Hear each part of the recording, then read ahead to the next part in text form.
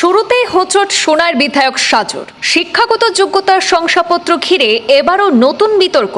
2016 বিধানসভা নির্বাচনে diploma engineer, 2021 নির্বাচনে চৌধুরী চরণ সিং বিশ্ববিদ্যালয় থেকে বিএ পাস, 2026 এবার নির্বাচনে দেখা গেল কেরালার একটি বিশ্ববিদ্যালয় থেকে এমবিএ পাস।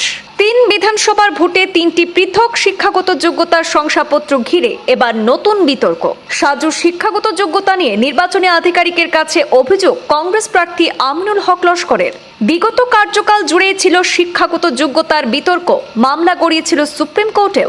এবারও একই বিতর্ক সঙ্গ ছাড়ছে না এজিপি প্রার্থী করিমউদ্দিন বড়ভূঁইয়া সাজুর। উনি স্ট্রং, উনি রিক্সাওয়ালা ঠেলাওয়ালা সোনাই সহজ কর্মীদের জন্য স্ট্রং। সোনাইয়ের রিক্সাওয়ালা ঠেলাওয়ালা ভোটারদের নিয়ে মন্তব্য ঘিরেও সাজুর তীব্র সমালোচনায় আমিনুল। ভোটের বাক্সে ঠেলা রিক্সাওয়ালারাই এর যোগ্য জবাব দেবেন, মন্তব্য আমিনুলের। ঠেলাওয়ালা রিক্সাওয়ালা মন্তব্যে সাজুর বিরুদ্ধে প্রতিবাদ জানালেন সোনাইয়ের অটো ও রিক্সা চালকরাও।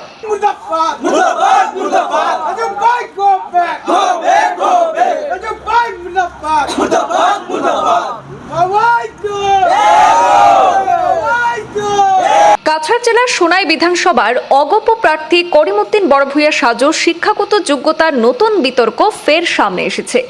কেরালার একটি বিশ্ববিদ্যালয় থেকে এমবিএ পাস। এবার বিধানসভা নির্বাচনে মনোনয়ন নিজের শিক্ষাগত যোগ্যতা হিসাবে এমবিএ পাশের তথ্য জমা দেওয়ায় ফের প্রশ্ন উত্থাপন করলেন সোনাইয়ের কংগ্রেস প্রার্থী তথা প্রাক্তন বিধায়ক আমিনুল হক লস্কর। এক সাংবাদিক সম্মেলনে আমিনুল হক লস্কর করিমউদ্দিন বড়ভূঁইয়া সাজুকে কটাক্ষ করে বলেন, 3বার বিধানসভা নির্বাচনে 3টি পৃথক শিক্ষাগত যোগ্যতার তথ্য দিয়ে রেকর্ড গড়েছেন করিমউদ্দিন বড়ভূঁইয়া। আজকে করিমউদ্দিন বড়ভূঁইয়া আরও একটা রেকর্ড করলেন, হ্যাট্রিক হয়ে গেছে।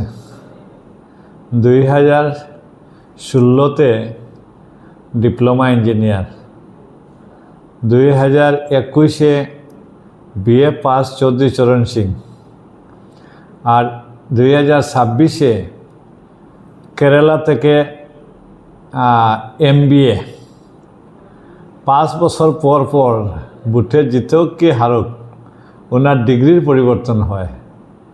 এবছর দিয়েছেন উনি এমবিএ পাস করেছেন আপনার তিরুবনন্তপুরম থেকে, কেরালা থেকে, NBIM গ্লোবাল ইউনিভার্সিটি থেকে।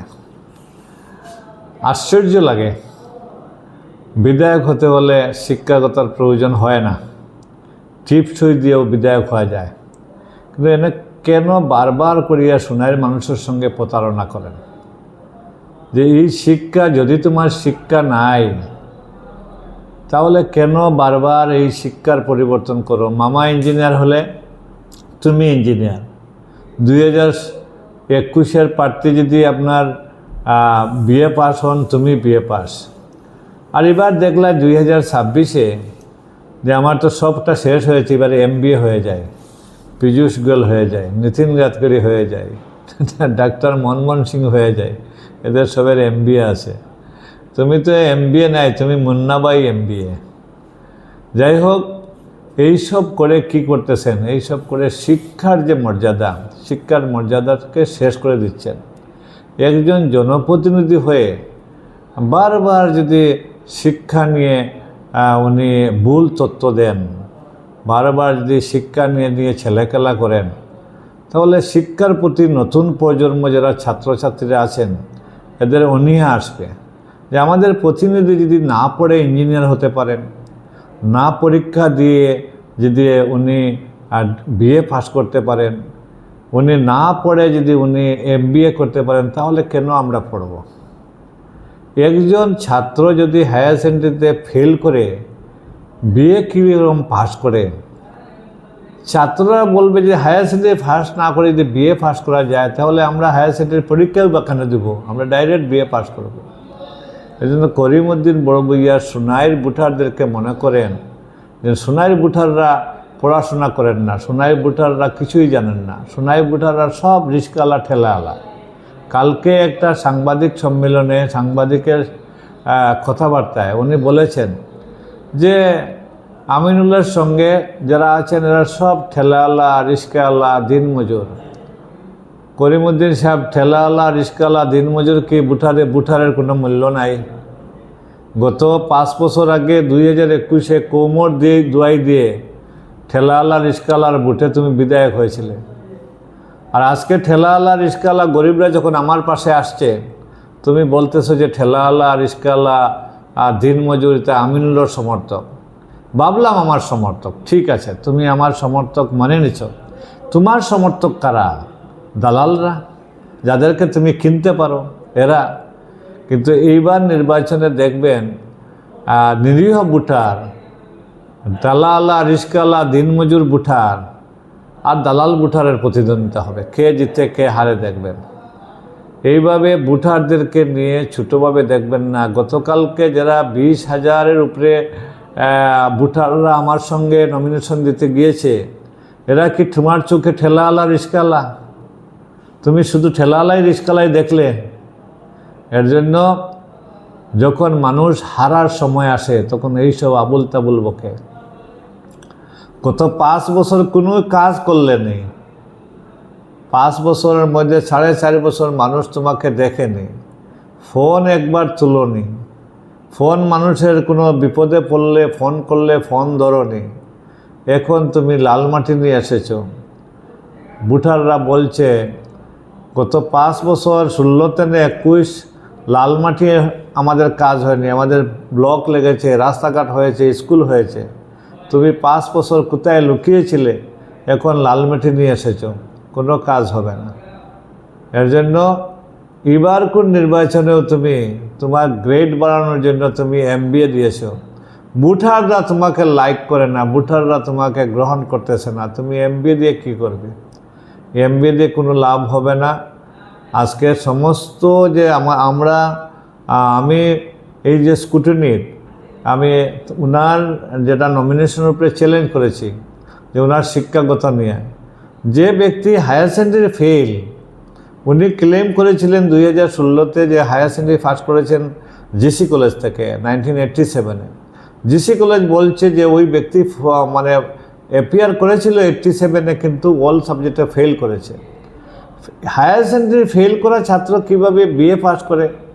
আর BA পাস করলে যেখান থেকে চৌধুরী চরণ সিং ইউনিভার্সিটি মিরট থেকে, চৌধুরী চরণ সিং ইউনিভার্সিটি মিরট বলছে ওই নামের ছাত্রই আমাদের এখানে নাই, তাহলে তুমি BA পাস করতে পারোনি।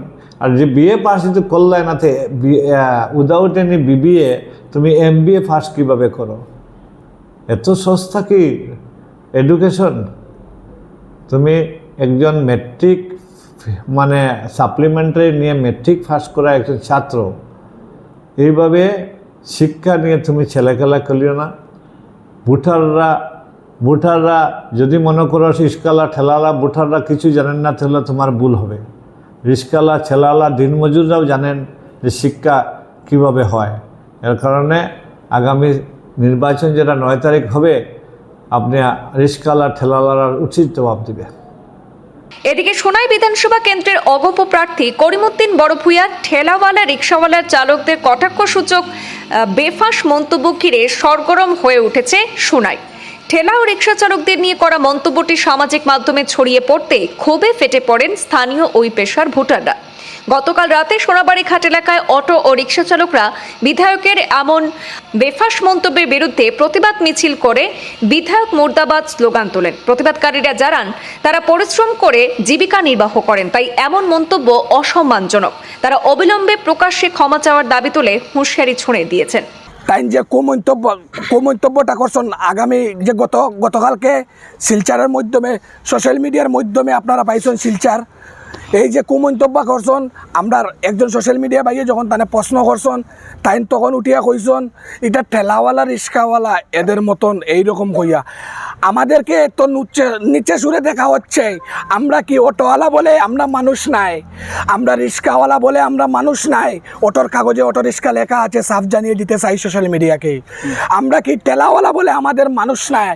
আমরা কি করি? আমরা দলালি করি নাকি? আমরা চুরি করি নাকি?